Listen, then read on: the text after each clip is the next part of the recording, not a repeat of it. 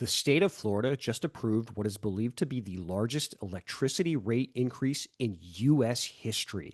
This rate increase will allow Florida Power and Light, a monopoly corporation that has nearly 12 million customers across Florida, to raise rates by a cumulative $7 billion over the next 4 years, at least $7 billion over the next 4 years. And this comes just a few years after FPL got permission to raise rates by $5 billion. Most customers of FPL, which I mentioned, again, 12 million people across Florida, most customers will see an immediate increase to their monthly power bill starting in January, followed by further increases to follow. We're going to unpack what exactly happened here, why this rate increase is so big, how FPL pulled this off again, and who ultimately you should hold accountable here. That's coming up next.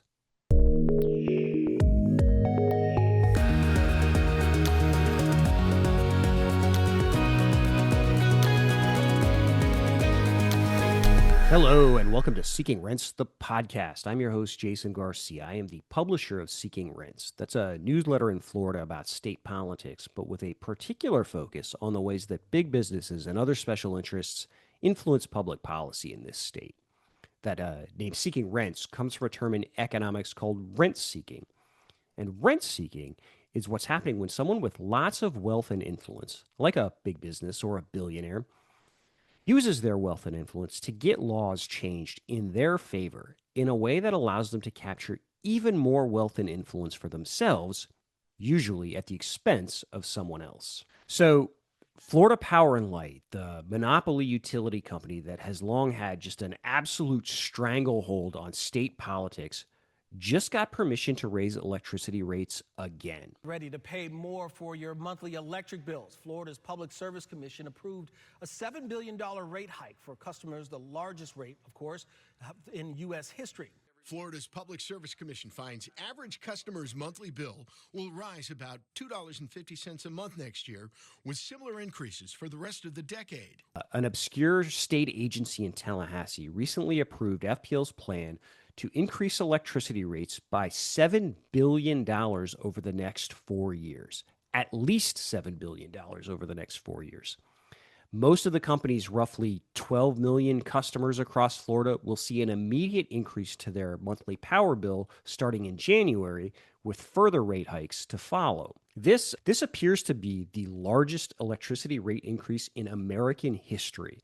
That's according to groups that have vowed to fight this in court, and as measured by the total amount of revenue raised. And so one of the weird quirks of utility rate regulation is that you start out by determining how much revenue the company should be allowed to raise from its customers, and then sort of work backwards from there to calculate rates. This is obviously a very big deal. Between this and a $5 billion rate increase that FPL won a few years ago, the average FPL customer is going to end up paying hundreds of dollars more each year for their electricity than they were just 5 years ago. But it's also a bit intimidating. You know, utility rate regulation is about as deep in the weeds as it gets in state government. And this is all handled by, like I mentioned, an obscure state agency, an agency called the Public Service Commission, that doesn't face nearly the same kind of scrutiny as the governor does or the Florida legislature does. So I thought it would be worth spending a bit of time here to take a closer look at this latest FPL rate deal, this $7 billion rate increase, with a focus on 3 points in particular. 1, why is it so big? 2, how did FPL pull this off? And 3, who ultimately is accountable for this? Before we get into it, just a quick reminder to click the like and subscribe buttons and maybe leave a show rating or review. These are the sorts of things that help us grow the show. And if you haven't already, please think about signing up for a subscription to our newsletter. Easiest place to find us is at seekingrentsfl.com. That'll redirect you to the Substack where you can sign up and have all our written stories and podcasts emailed straight to your inbox. Subscriptions are free. Nothing is behind a paywall, but there is an option to voluntarily pay for a subscription if you've got the means. And if you do, please think about paying for your subscription. The revenue raised from those voluntary paid subscriptions are incredibly important to helping us cover the costs of reporting expenses like public records requests and making sure all the content we produce remains free to everyone. Okay, with the plugs out of the way, let's get back to this FPL rate increase. And let's start with that first question. Why is FPL's rate increase so big? Now, as you might imagine, there is a lot that goes into setting rates for a company as big and complex as Florida Power and Light, which oversees like an actual electricity empire in Florida with something like more than a dozen power plants, dozens of solar arrays, and something like 90,000 circuit miles of transmission lines. In fact, the final rate plan that Florida Power and Light submitted to the Public Service Commission is nearly 2,000 pages long. But we're going to focus on one especially important piece. It is called the return on equity, or ROE. But you can think of it as FPL's profit margin. ROE is not 100% the same as profit margin, but it is roughly analogous. It's fair to think of it that way in this context. Now, first, remember this. FPL is, like every other electric utility in Florida, a regulated monopoly. That means it has parts of Florida entirely to itself where it gets to operate without any kind of competition. So basically, if you live in FPL's territory, which is basically most of Florida's East Coast, some of its West Coast, and a lot of the Panhandle, you have no choice but to buy your electricity from Florida Power and Light. But this also means that FPL can't just charge you whatever it wants. The company's rates have to be approved by state government. And that's what happens. That happens through that body I mentioned, that obscure state agency called the Public Service Commission, or PSC.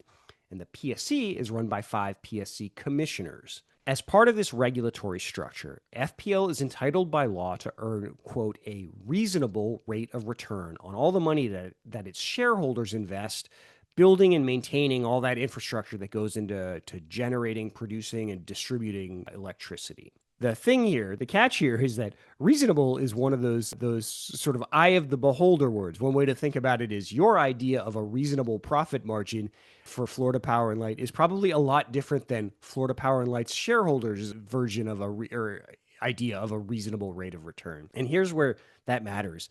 FPL's new rate deal includes an unusually high ROE, the highest in the nation outside of Alaska, in fact.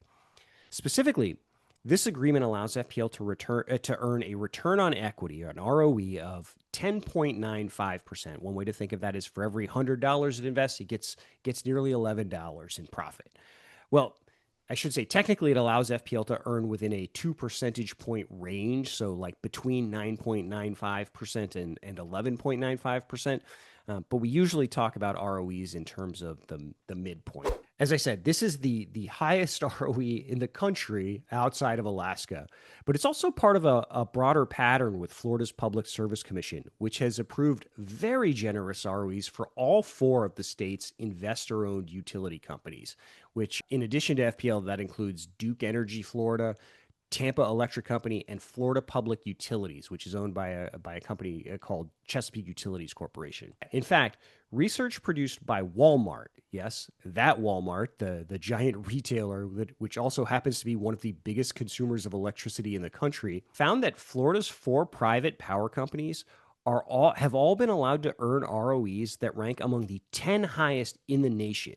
That's out of more than 75 vertically integrated utilities across the country. Vertically integrated in this context just means a utility that both produces and distributes its own electricity. Another way to think of this, FPL 10.95% return on equity is also more than a full percentage point higher than the average ROE that has been approved for utilities across the country that was approved for utilities across the country last year.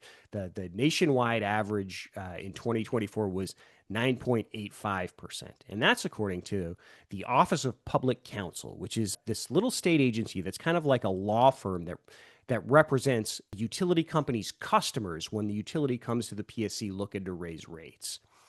And here's the thing.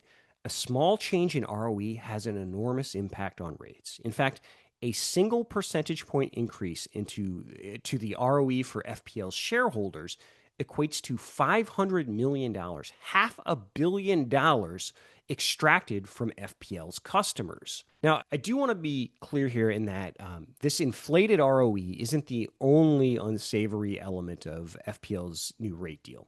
This package also includes a provision that could allow the company to take money it has already collected from customers to pay future tax bills and to instead use that money to further pad its profits. This is a super in the weeds thing, but it is actually very similar to another controversial mechanism FPL got baked into its last rate deal. And we actually did a podcast diving deep into that mechanism. So if you want to understand how sort of what makes that so shady, I'll throw a link to that show into the show notes too. But that is back.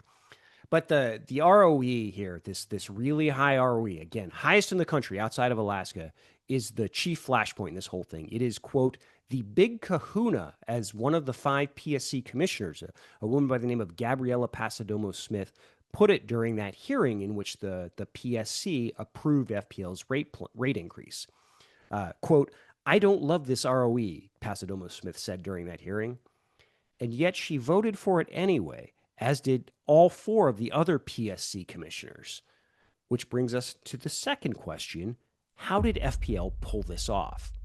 And this, to me, is the most insidious part of the way this whole thing went down. So in a normal rate case, a utility company will present a rate plan to the Public Service Commission, which can then go through the plan line by line, piece by piece, and make adjustments to various elements as needed. So, a utility company comes to you asking for a big rate increase, and they've got a giant ROE for themselves in there. The PSC could conceivably go in there and just lower that ROE and adjust the rates accordingly.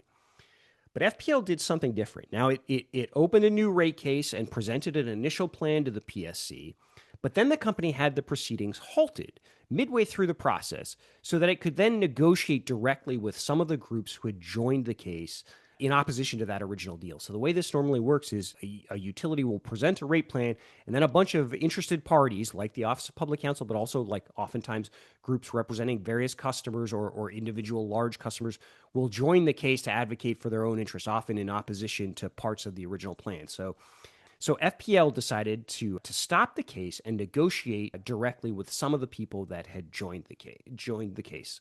And just a few weeks later, the company then presented a revised rate plan to the PSC, but in the form of a settlement agreement that had been hashed out entirely in secret. This is important. I know this sounds weedsy, but this is important because the PSC can't change a settlement agreement.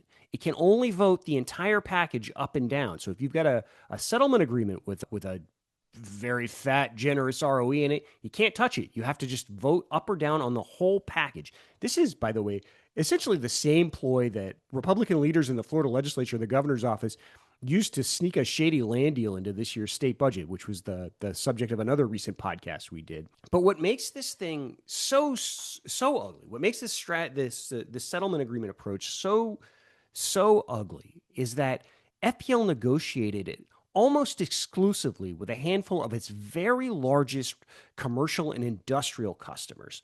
The parties who signed on to this rate deal included Walmart. Walmart had joined the case originally. That's part of why it produced all that research showing us just how inflated FPL's ROE was. But Walmart signed on to the settlement agreement. So did the gas station chains Circle K, Racetrack, and Wawa. And so did an outfit called the Florida Industrial Power Users Group, which is essentially just a front group for a handful of very large corporations in Florida, like Mosaic, the mining and fertilizer company, and Publix supermarkets, the giant grocery chain. But advocacy groups representing FPL's residential customers, who, by the way, make up 89% of FPL's customers overall, were essentially excluded from these settlement negotiations. In fact, both the Office of Public Counsel, that's that agency I mentioned, that small state agency that's a law firm that's supposed to look out for all customers, all utility customers, and a coalition of groups that specifically represent consumers, they all asked the PSC to reject this settlement deal. Now, you might be asking yourself here, well, why would Walmart and Publix and Wawa and all the rest sign on to it? Well, one reason is that this revised rate plan includes discounts for very large electrical users during peak electricity times. That's according to reporting by the Tampa Bay Times. And so during the hearing where they had to consider this agreement, a bunch of the PSC commissioners all claimed that they were really concerned about parts of this and would have loved to have made changes, like potentially adjusting that super inflated ROE, if only their hands hadn't been tied by this settlement agreement approach. And so I'm going to read you a couple of quotes here. Quote, In and of itself, I don't love this ROE. That's Gabriella Pasadomo Smith, who we mentioned earlier. But evaluating a proposed ROE cannot be revised in a vacuum, and neither can a single component of the settlement agreement. I'd love to do something about the ROE, but what can I do, folks? It's a settlement agreement. I got no choice. Then another commissioner, a guy by the name of Andrew Giles Fay, quote, the reality is that I like a lot of the provisions in the settlement, and there are definitely some that give me heartburn. But what can you do, right? And then a third guy, a PSC commissioner, the chairman of the PSC, a guy by the name of Mike LaRosa, who was used to be a Republican state legislator who, by the way, worked very closely with FPL lobbyists while he was in the Florida legislature. He said, quote, I don't love everything that's in the current settlement agreement in front of us. There are certain elements that don't motivate me, but there are some that do. And wouldn't you know it, forced to cast an up or down vote, all 5 PSC commissioners sided with FPL and Walmart over over the groups that representing FPL's residential customers. Which gets us to the third question here, the third and final question. Who ultimately should be accountable for this? And sure, listen, the 5 PSC commissioners are technically the ones who approved FPL's rate hike. They're the direct responsible party. But everybody in Tallahassee knew that these PSC commissioners were going to do whatever FPL wanted them to do. Public interest groups in Florida have been warning for more than a decade now that Florida's Public Service Commission has been utterly captured by the utility companies it is supposed to regulate. And besides, these PSC commissioners are appointed. The real responsibility, the true responsibility, lies with the elected officials who put them into position to do this. And that starts with Florida Governor Ron DeSantis, who at this point in his tenure personally appointed all 5 PSC commissioners who voted for FPL's record rate increase. And the reality here is that if Ron DeSantis had wanted to stop this rate increase from happening, he could have by using his bully pulpit to call FPL out and put public pressure on his PSC commissioners to reject this deal. But the governor, a guy who loves picking fights with drag queens and with university professors and 20-something television reporters, never said peep about FPL's rate deal. They pretended that thing didn't exist. The reality here is Florida hasn't had a governor willing to fight FPL rate increase since Charlie Crist did back in 2009, 2010, 15 years ago at this point. FPL's basically been gone unchallenged in this state for nearly 2 decades now. That said, I do want to say Ron DeSantis isn't solely to blame here. Some of the responsibility also falls on the Florida Senate. That's because the Florida Senate, the upper body in the upper chamber in the Florida legislature, has to confirm everyone that Ron DeSantis appoints to the Public Service Commission, which means they could, if they wanted, reject these appointments as well. And Florida senators, and here I mean Republicans and Democrats alike, have overwhelmingly supported Ron DeSantis' picks for the PSC. In fact, I went back to check the Senate votes on the 5 current PSC commissioners, the 5 people who just signed off on the largest electricity rate increase in American history. This is checking votes on appointments is a little bit of a tricky thing. You got to go digging through Senate journals. It's a little bit of a chore, honestly, but I'm glad I did it just so I could say this. 2 of these 5 PSC commissioners were approved by 40-0 votes. Another was approved 36-0. And the other 2 were approved 35-1. Like I said, there are Republicans and Democrats that deserve blame for this as well. Ron DeSantis is, to be very clear, the chief responsible party, but there are a whole pile of Florida senators, Republican and Democrats alike, that should be wearing this. Now, I will say, end on a slightly hopeful note here, this isn't necessarily over. So opponents have vowed to fight, as I mentioned earlier, opponents have vowed to fight this rate plan in court. They've vowed to appeal the PSC's decision to the Florida Supreme Court, which has been sort of surprisingly skeptical of the PSC in the past. They gave the PSC a pretty hard time over that last FPL rate increase, that $5 billion one. Now, ultimately, the Florida Supreme Court also signed off on it, but, so maybe manage expectations there. But again, it was more pushback to FPL than I've seen out of a state agency since, the Charlie Crist era. Meanwhile, the Florida Senate gets another chance to act pretty soon, too, because Ron DeSantis recently announced his next 2 appointments to the Public Service Commission, and they are every bit as, if not more so, friendly to the utility industry as his previous picks.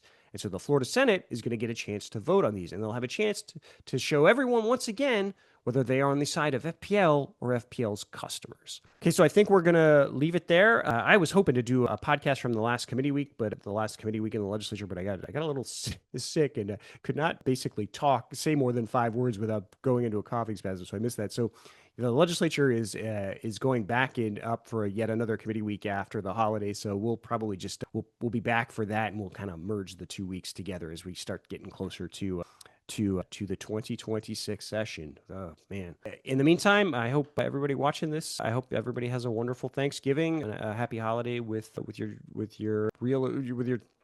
your biological or chosen families, whoever you choose to spend it with, or whoever you're able to spend it with.